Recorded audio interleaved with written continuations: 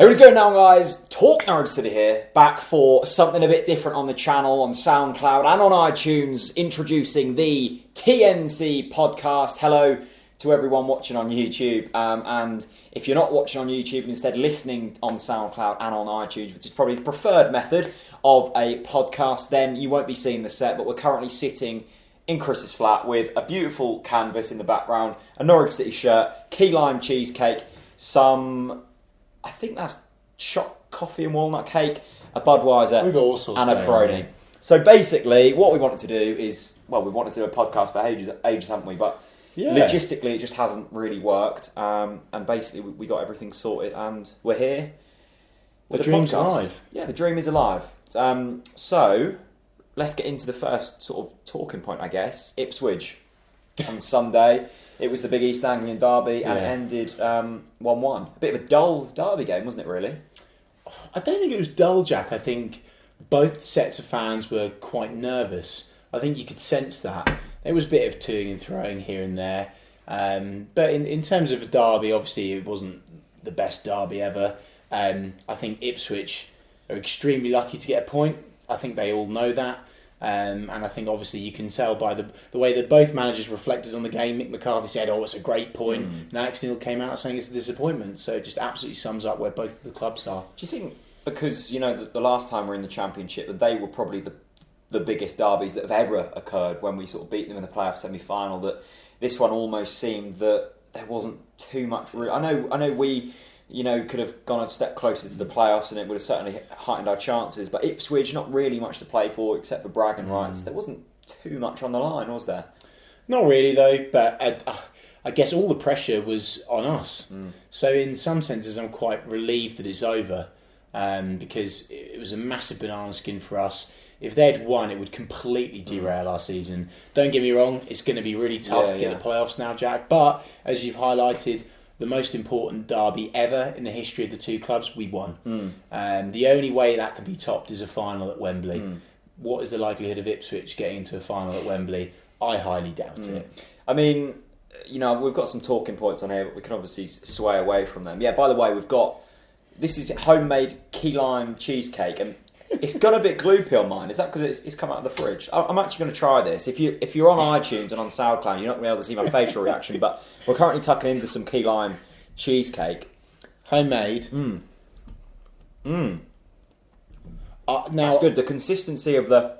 I can't take the credit. It is all my girlfriend's freshly made.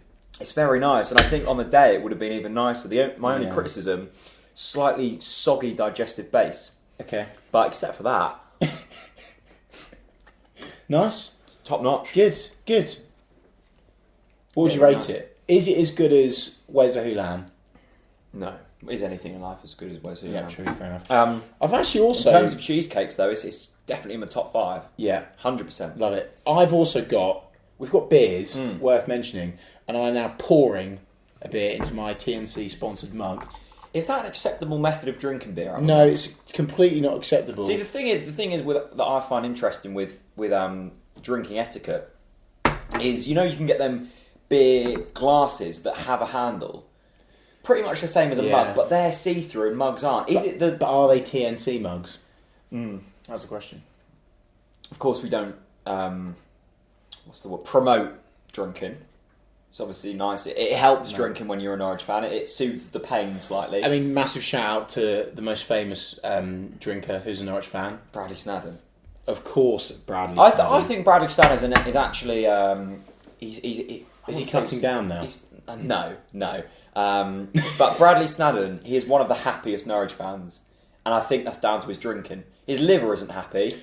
You know what? But mentally, he's on point. We've got to build on that, actually. You've touched on quite a nice point, Jack. Happiness. Norwich fan happiness. During this season, have Norwich fans been happy at all, really? You know, I find... We won the first game of the season. We smashed Blackburn, played them off the park. Apart from that... I think this is a really interesting topic, actually, and I was listening to the Ball Street podcast, and they were talking all about the psychology of football fans, and if you're not a top 6 Premier League team, which 90%, well, probably not that many, but 70% of the football and supporting community aren't, if you're not Chelsea, Man United, Man City, Liverpool, Arsenal, you are going to lose more games than you win, probably. Yeah. And I think that makes it more sweet, even though, more. when you No, win. 100%. But what I was about to say is, I think even me has been guilty this season of a bit of self-entitlement. I'm Norwich City. If you're not a Norwich City fan, would you look at Norwich and go, actually, they're quite a big club? Probably not. We just feel like we're a big club because we're in this bubble of Norfolk where our second biggest club is Kings Lynn. I think actually, no, I've got to disagree with you, Jack. I think Norwich fans are quite grounded. I think there has been an element of arrogance this season, and that's actually reflected on the players as well on the pitch. But I think there's always been an attitude of little old Norwich, and that has been going for years, ever since I've started supporting them, which was obviously a little bit longer than you, since the Worthington days. Sorry for you oldies that are listening. So there's always been a little old Norwich thing. But the other day I was reading a couple of reports on the 20 biggest clubs, and Norwich were in there.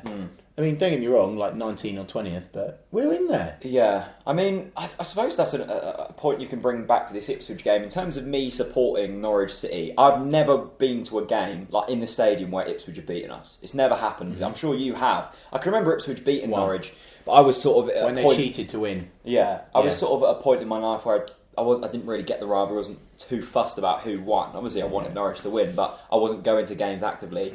We haven't lost to Ipswich in 8 years. You know, I haven't been going to Norwich games for 8 years. So I haven't seen Ipswich beat us. It almost makes you feel like it just doesn't happen. That's why I hate them so much. Because obviously I've tasted a couple of defeats and I know how much it hurts. And obviously the guys older than us will know even 100%. more. And there is a younger generation of Norwich fans coming through, our age group to be fair. Yeah. And they're quite arrogant because they think that Norwich City can, have the God-given right to, beat West Ham, for example. The amount of fans last season moaning that we didn't beat West Ham, I was thinking, hang on a minute. Come on, guys. So where do we currently stand as a club? Are we a Premier League club or are we a Championship club? No, we're a yo-yo club. We are in that category. We are the old West Brom. I think, and I'm okay with that. It's fun. Yeah. We are, in terms of, I've been supporting now, obviously, probably, let me think about this, 16 years, probably-ish, a bit more, when I was 6 years old. And this is the height of supporting Norwich-ish. Yeah. Obviously, we're one season away from the Prem, but it has been magical. This is the best time ever. I think a lot of Norwich fans don't realise how good we've got it right now.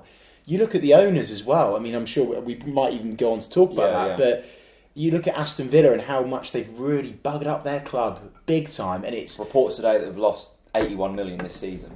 Exactly, Jack, and again, I mean, and I'm guilty of slagging off Dealer and Michael Wynne-Jones for not listening to investment, but actually, on reflection, we are quite lucky because they really care about our club, and I don't think Norwich fans realise that. All right, we might lose a couple of games, but when we win, it tastes so much sweeter. Let's sort of dip back into Sunday's game against Ipswich. I don't think our opinions were too different to that of the masses in terms of Norwich should have won. We obviously didn't win. Everyone knows that, but on the whole, we were dominant, weren't we? And we should have gone on to win that game. Oh, God, yeah. I mean, 24 shots to 4? Obviously, stats count for nothing because the goals are the only thing that matter. But it does show that we dominated. And, you were quite upbeat, Jack, at half-time. But I could, again, and this is because I've tasted a derby defeat, I could sense how we'd rue to miss those chances that we missed. We would regret it big time. I feel like at half-time it was 0-0. We'd had, all the chances. Three blatant chances, Jack. I look back, though, and Ipswich should have had a penalty in that first half. Have you seen it back? Okay, well then it's 3-1. So, this is my mindset at half-time. We've had all the chances. Yeah. We've had all the possession. Yeah. Rule of average would suggest that you would score one of them eventually. Mm-hmm. You've obviously said there that you've had that taste of a Derby Day defeat. I revert back to half-time at Burton. I know we were losing the game, but we still had the majority of play. We still had the majority of possession. Even let's say, not maybe at half-time, but the first 10 minutes of Burton, Although we hadn't created much, we still had the majority of possession. I still thought that we would go on to win that game. Now, looking back, were we too complacent in the Burton game? Yes, we were. We lost that game. Were we too complacent in the Ipswich game? I think we do. And even going back to the point of self-entitlement, I almost feel like the Norwich players think, well, if we turn up, we're going to win. And we've been shown that isn't the way the Championship works. Yeah, I mean, I have to highlight Huddersfield. They've got in their team now the ability and team spirit that we had under Paul Lambert. And the link here, Jack, is that they have the ability to come back in from games. We've lost that. And we have to hold our hands up. We've completely lost that.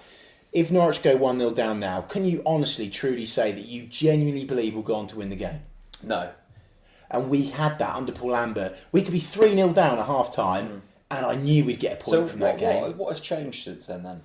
It's hard to... Because, I mean, on paper, we've got a better team than even Lambert's team in the Premier League. You look back at that and go, how is that a Premier League team? I think it's down to poor recruitment. I think we've... But no, because we've got, on paper, the players. On paper, that this current team... It's not about the talent of the players, it's the attitude of the players. We've hired... Yeah. We've recruited a lot of desperate signings to try and keep us in the Premier League. Yeah. And now they're with us in the Championship. Do they really want it that much? They'll say they do, but do they actually really want it? We had players with... under Paul Lambert, we had players that weren't as talented. We had the players like... I mean, you might beat me up for this, but Mark Tierney. Not the most talented player, but God, he wanted it. Yeah. He really wanted it. And that is what Norwich have lacked for 2, 3, maybe even 4 seasons now. I suppose that leaves us in this point in the conversation where does it leave us after that Ipswich game? I know it leaves us 6 points off the playoffs with a game at Sheffield Wednesday next weekend, which is another massive game. But in terms of let's talk about Alex Neil later on. Well, actually, let's talk about Alex Neil now. You were with me 5-6 weeks ago saying Alex Neil should be gone. I think 97% of took me a while to get there. We are a little bit further up the table than we were 5 weeks ago, but we're still a long way off the playoffs. But of course, that period over that sort of 5-6 game unbeaten run, whatever it was, helped Alex Neil's case a little bit. What do we do in terms of Alex Neil? Do we sack him now and let a new manager come in, get a whole new team, and bed in ready for next season, and just say to the new manager, look, don't worry about the rest of this season's results. We're probably not going to get the playoffs. We're not going to get relegated. Do what you can do. Or do we go to Alex Neil? Alex, we genuinely do believe in you. We think you're a good Championship manager. We're going to give you the funds you need. We're going to give you everything you need. And you're the man to take us back into the Premier League. If you were Delia Smith and Michael Wynne-Jones, what would your standpoint be on that? It's a big question. I think he has shown despite the last few results, the result against Newcastle, the result against Forest, he's shown that he has got the ability and the mindset to go and win big games in the Championship. He has got the ability to turn it around. So are the players delivering for Alex Neil? I still think there's a lot of players in the changing room that are poisonous, and they're poisoning the other players that are up for it. You've got the likes of Ivo Pinto, Russ Martin, John Ruddy. These are the players that really care about our football club. And I think Martin Olsen was flirting with leaving for a long time. And I do think, and Brady as well, and there's a few players in that camp still that are on the edge that kind of don't want it. Ryan Bennett is one. I would challenge to be fair to Ryan, I would have tried to push through a move last season, definitely. So I think we need to have a squad overhaul. So if I was Delia Smith, to answer your question, Jack, I would say to Alex Neil now, you've got my love and trust for this season. Prove it. Prove to me that you can make a difference, get us up the table, get into the playoffs. If we don't get in the playoffs, it is a failure, a clear-cut failure with our squad. A lot of people were saying it to us after the game, Jack. Don't get in the top 6, failure. Disgusting. And with that team, because I still believe, on paper, we've got probably the second or third best team in the league. I'd agree. So 6th is the absolute bare minimum. And I think the interesting point about that is even the people who were head over heels about Alex Neil when everyone else wanted him out said, we want Alex Neil to stay on the sole reason we still think he can get the playoffs. Even Jake Humphrey said in the Breakfast with TNC, he genuinely does believe in Alex Neil, but if we don't get in the playoffs, it is a failure. I agree. That's the way to look at it. If we don't get in the playoffs, which is going to be, it's unlikely now, do you sack Alex Neil then? I review the situation. But surely, because he's failed at keeping us into the Premier League and not getting us out of the Championship. It depends on performances. It depends on results, obviously, blatantly, but it depends on the manner of the way we put ourselves about. We need to show that we care. The players need to show that they're up for it. And actually, it's more about the players.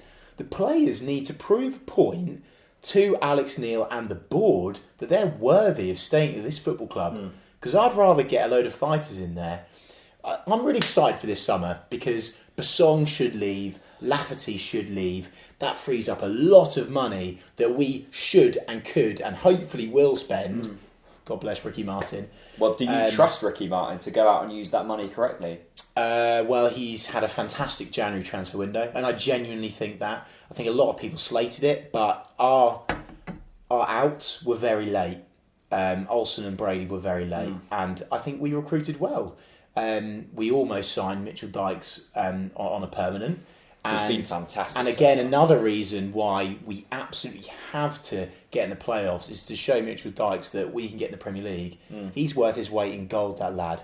And honestly, I'd give him more money than I'd put Basong and Lafferty's wages. I'm hypothetically speaking. Do you know what I mean? I'd give him as much as possible. The thing is, if you put Basong and Lafferty's wages together, you're talking about 90 grand a week. I'm not, well, maybe not that much. Possibly 60 grand a week, but at least 60 grand a week. That's a Premier League wage. Exactly. And they're two players who aren't even getting on the subs bench. I've got to go for some cheesecake. Mate, that's some good cheesecake.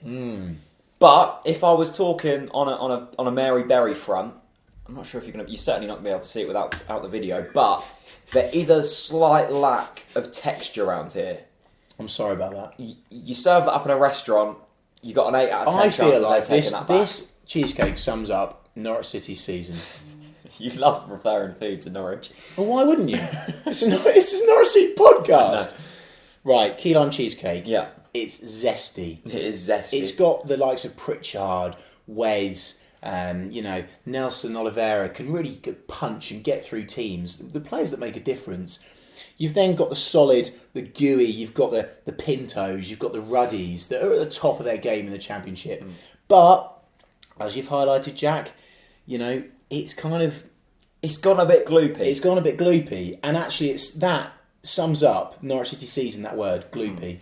Now, we've also got here... that is an impressive slice of cake. I mean... Yeah, it is a decent slice of cake. So I'm going to hold this up on camera once again. If you're listening on iTunes, then sorry. Apologies. But what we've got here is a coffee and walnut cake with a slight chunk of dark chocolate embedded into the top. So we've got a layer of sponge coffee and walnut cake filled Jack, who with made coffee this? and walnut. We need to give them a shout out. Well, no. Oh, we can't? No, I don't think so. Okay. Basically, my mum works for a calf and she did buy this. She didn't take it. Nice garden centre. You might know which one. If you want to sponsor, not giving anything away for free here. But basically, what we've got: a nice coffee and walnut sponge, a nice bit of icing, and another bit of coffee and walnut sponge. Jack, Norwich City. Jack, Norwich City. Come on, this is our first podcast. Yeah, but that cake is good. But I'm not sure if I'm really too hungry after that, and I've just had tea as well. Anyway, let's move on from the Ipswich game. We're going to have a few segments on this podcast. One of them being Moan of the Week. What is your Moan of the Week? The thing that's really grinded your gears. It can be about anything. I think it has to be Ipswich Town's banter. Actually, banter or banner. I mean, either one. Yeah. I think Moan of the Week is... Does this need to be in Norwich? Because there's a lot of moaners. Food, Norwich. Maybe not go too deep, but... Come on, Jack. The Moan of the Week is... We're still famous. Really? Of course, Ipswich Town fans, not us. Yeah, but are they famous? Well, I had this written down, so... I genuinely think Ipswich... Now, this isn't a dig. This isn't a dig. No, it is a dig. A little bit. But I genuinely do worry about some Ipswich Town fans that do think they're still a big club. It's unbelievable. Why'd you worry? Just let them live in the past. 75% of Ipswich Town fans who are Chelsea fans. Yeah, because, well, I don't blame them. They have to resort to some kind of to be fair, I would. Fun, but yeah, a lot of the people who were going, we're still famous, that lovely A4 banner that said you're still in our shadow or whatever it was, probably weren't even alive when was it the UEFA Cup they won? Was it? Yeah, I don't know. I wouldn't know that they won that. So yeah, Moan of the Week is probably Ipswich Town as a football club, as a place. This is a good one. I like this one. This is a comment on one of the YouTube videos, which, by the way, are toxic this week. When we play Ipswich Town, when we play Ipswich Town, go into my comment section and you will have a laugh. But someone said that we were mocking the working class because we slagged off Ipswich as a town. That happened. Really? Seriously? They said we're slagging off the working class. Now, if you don't know, I live in Yarmouth, one of the most working class towns there is. So shall I give you? Let me take off my Norwich City glasses. Okay, let's talk about Ipswich, which have a yellow and green filter. By the way, yeah. Let's talk about Ipswich as a place. Let's be honest. If you're going to get deep and say that we're criticising the working class, and by the way, the working class are everywhere. Yeah. I mean, for God's sake, come on, bit ridiculous. I've travelled and I've been to many cities in the UK, and Ipswich isn't in my top 10. It's not in my top 20, and I'd probably say it's not in my top 30. There's a nice harbour in Ipswich. Harbour? There's a nicer one in Yarmouth. Newly developed, Premier Inn about to go in. My point is, we are not mocking the working class. I'm biting back here, Jack. Let me bite back a little bit. We're merely saying Norwich as a place is nicer than Ipswich. It is. It is. That is a fact. I'm sorry. That's got to be a fact. It is a fact. Let's make it a fact. It's now a fact. Norwich is nicer than Ipswich. Yeah. Right, let's go on to hype of the week. Yeah. The thing that we're excited about, the thing that makes us proud to be a Norwich City fan. I've got it straight away. Go for it. Jacob Murphy. So what I've got written down. Jacob Murphy, and the reason for that, his post-match interview. Yeah. Said all of the right things. Did you hear the thing about, he was like, I've played in a derby before, but I didn't quite, obviously he's a Norwich fan, he's been at the club since he's 12, he gets the rivalry, but the thing I loved, and I think it was the thing that the national newspapers picked out, Jacob Murphy said, I've played at Portman Road before, but I didn't quite get the intensity because it's not loud there. Well, it's not. I love that. But it's not. Again, another fact. It's not loud at Portman Road. To be fair, it wasn't the loudest derby in Norwich before the Ipswich fans batter us for that. But yeah, no, Jacob Murphy, hype of the week, potential is there. He was putting players on the floor, twists and turns. I think he's learning a hell of a lot from Wes. He's at that age where he's a complete sponge. He's signed a new deal. He's got everything ahead of him. Sponge. No, he is. Yeah. He is. How many good players has he got around to learn from? When you've got Pritchard on your bench, Jack, Jacob Murphy is only going to get better. Tons of potential. The thing I loved about that top scorer as well. Come on, top goal scorer. Is he now the top scorer? I think so. If not, he's on 9. I think Oliveira might be top, but he's certainly up there. He's first or second. Okay, but 1 or 2 for I don't want to patronise him. He's a young lad. He smashed it this season. I think that's everything what football is about. Murphy, was he the same age as you? He might even be younger. Possibly. I'm 23. Yeah. His 22nd birthday was the other day. So he's younger than you. That's depressing. It's a bit, isn't it? I'm sure you would do exactly the same. Nathan Redmond's younger than me as well. It's crazy, isn't it? It's weird, isn't it? It's weird seeing football players now younger than me. Glenn Middleton, Maddison. Love it. Who are on 20 grand. Middleton's not on. Really, really hope I see Maddison in the fold next season. When Murphy scored that goal, I was just like, this is what football's about. Seeing people who've come through the ranks, who love the club, they've turned down big deals to stay. That's only going to get better, Jack, because the youth team have only just started to flourish. We might not win, and to be honest, what? You just said we might not win against Ipswich. Well, we didn't win. Yeah, but we weren't going to lose. No, I know, but I was like, even if we don't win, which was the sole intention today, I can walk away here with my chin held high. Because Jacob Murphy, I thought, done the Norwich City. I know he was at fault for their goal, but at the end of the day, for me, Mitchell Dykes has to close that cross down. It was Pinto's man that he'd lost through the attack. As I said after the game, Jack, you can't blame the defence. Like, given that goal is a goal that has been happening all season for us, and we should have been 3-4 up before that. Yeah. End of. Yeah. No So, argument. yeah, that is hype of the week. Yeah.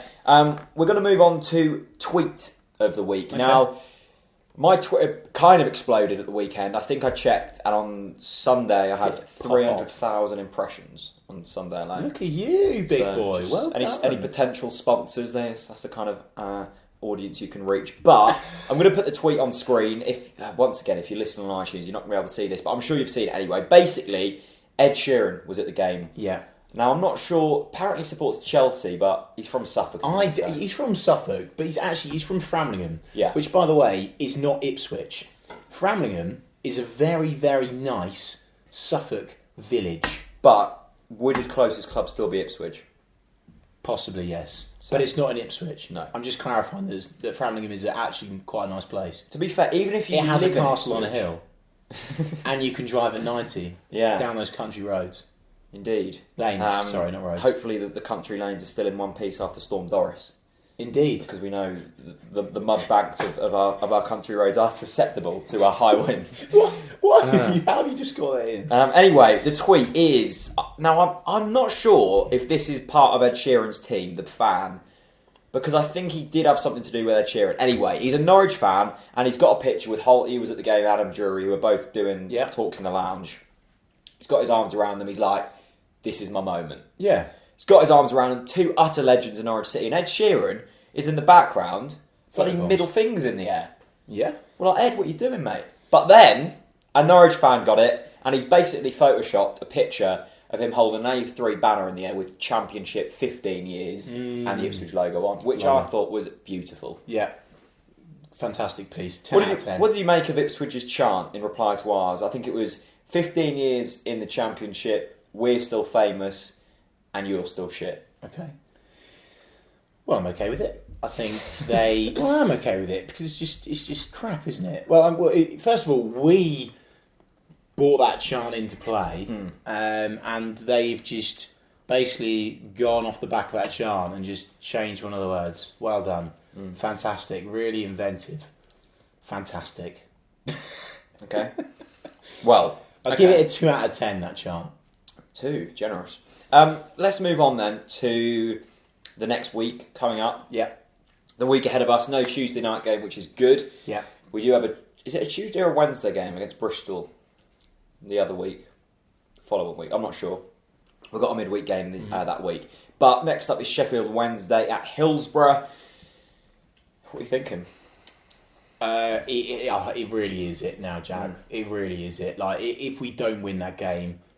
Because playoffs we've is been gone. saying, like, our season's over. We're still in it, we're still in it, we're still in it. This really is the turning point, isn't it? I guess we can still... Sadly, Yeah. if we draw, we're still in it. And even if we lose, you're still kind of in it. Because No, I know, but you've still got Leeds, you've still got Huddersfield, you've still got teams above you. You're relying on teams bubbling up above you. Yeah. And that is the reason why our chances of actually managing to get in the playoffs and go up are, like 15, 20% tops. I just can't see it. I can't. But Sheffield Wednesday are a team who in recent weeks have faltered. I think they've lost their last 2. Was it Leeds they lost to? I think, yeah, it was Leeds, wasn't it? Wednesday and Reading, I see a potential capitulation. For me, Huddersfield and Leeds are in there now. I don't think they're going to be falling out. I think I'm with Are you. Leeds getting found out now? No, their game plan. No, I don't think they are, because they'd lost a couple of games and you were like, they lost their derby to Huddersfield and you were like, they're slipping up, but then they backed up with a win, and then I think they had a draw and they backed up with another win. So they've got that bounce back ability. They've got a goal scorer there in Chris Wood. They've got a good manager there in Gary Monk. They've found him on board. Speaking of Leeds, the most stupid thing I've seen all season was the Leeds defender that scored. What's his name? Oh, Janssen. No. Yeah, Pontus Janssen. Okay. Scores, jumps into the Leeds fan, so he's 2-footed. He's not only 2-footed, he's 2-footed, a poor... I mean, I feel bad. The disabled lady can't... Jack, it's completely unacceptable. I shouldn't be laughing. No, I would be laughing if I was you, because idiot does that? What idiot? Disrespectful idiot. I actually feel so bad for her. And not only that, the Leeds fans then just jump on top of her. That was the worst bit. She's then struggling. They've got first aid round her. It's not funny. No, it's not funny. It's the stupidest thing I've seen all season. I genuinely think we're quite lucky in the fact we sit so close to the away fans, because you see things that you wouldn't see across the ground. Rotherham you see fans fighting each other. Exactly. You see stories develop that you wouldn't see, and I think that is all part of football, seeing these stories develop. We've seen Rotherham fans fighting each other. There was literally 50 of them there. No. Your team's player two-footing one of your disabled supporters is not part of football. No, it's not part of football. It's a story that you look back on Jack, no, that is so poor. Don't you dare accept that. I'm not accepting that. That is the reason why I don't like Leeds United this season. What? Yeah, but I'm sure the disabled fans, they just won. They're just beating us. If I was disabled and I'd just seen my team win, I'm probably going to accept it. Let's move on. This is a touchy subject. I don't think it is. I'm sticking up for that lady who got crushed. Yeah. Unacceptable. Anyway, we digress. I don't really want to think back to that Leeds game, because how many games do you want to not look back at, Jack? The whole season. Can we just go back to the happy days when we were beating Stoke and West Brom? Yeah. That'd be nice, wouldn't it? Sheffield Wednesday up this weekend. Mm-hmm. Do we go with the same team? Do we switch it up? And I think another question I was going to ask you, are we too short in terms of strikers? I actually think not having the striking power has really motivated Cam Jam. But Cameron Jerome has been in the form of his life. Hang on though. This is slightly hypocritical from you, because you were saying that we should have taken one of the 5 chances that we had in the first half. Would we have done that with a better striker than Cameron Jerome? It wasn't all Cameron Jerome. It wasn't all Cameron Jerome's chances. Two of them were. Two of them were. But should we have bagged one of them? Yes, probably. Would Nelson Oliveira put that in the back of the net? Mate, that's a... no, I don't think he would have done. Okay. Does that make you happy? It does, yeah. I'm just trying to digest this. It's quite hard to digest this key lime pie. Oh, come on. It is. I'm getting it stuck around my mouth. Yeah, and I guess the last little bullet point I had here was: is it do or die? Have we reached the point of the season where definitely, 100%. If we don't get a result at Sheffield Wednesday, season over. You're Alex Neil. Yep. You're in the dressing room. Yep. There's 5 minutes till kick off at Hillsborough. You've got 2,500 Norwich fans out there waiting to be engulfed in your team. What do you say to them players? I say to those players, because it's do or die, I say to those players, look, I'm going to be honest with you before you get on this pitch today. You're still getting 25 grand even if you lose. I'm not going to say that.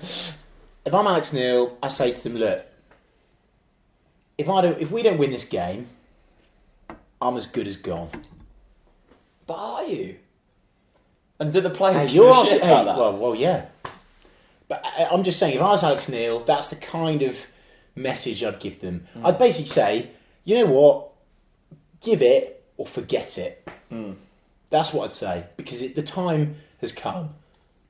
Do or die. I think Bravo, win or die. Yeah, I think you almost reach a point. If we do lose this game, are you then preparing for next season and going, look, Madison's going in there? Yeah. Top. I can see it happening as well. I really can. Really? Yeah.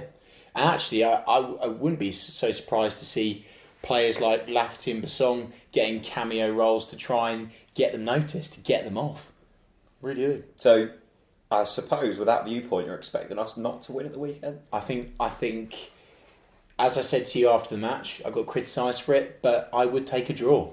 Our away form has been absolutely shambolic. They're a top team. We want to slow them up. I would take a draw. But a draw isn't really useful for us, is it? But we're still in it if we draw. I know, it's hard, but that's the reality. That's it. Yeah. So my prediction is 1-1. I hope and pray we win, of course.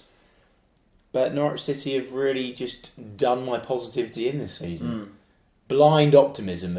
I'll be honest with you, when you turned on Alex Neil, I think I was about 6 games after before I was like, no, come on, time's up. I think I was one of the...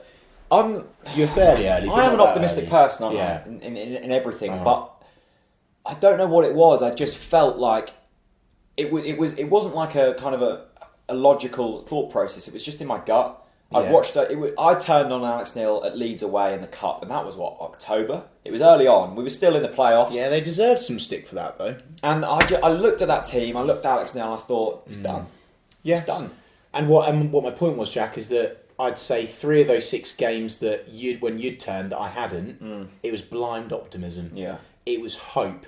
It was, we need to stick with the manager. And actually, you can tell in recent games, the players have basically got the message that Alex Neil's staying this season. Yeah. So pull your socks up. Yeah.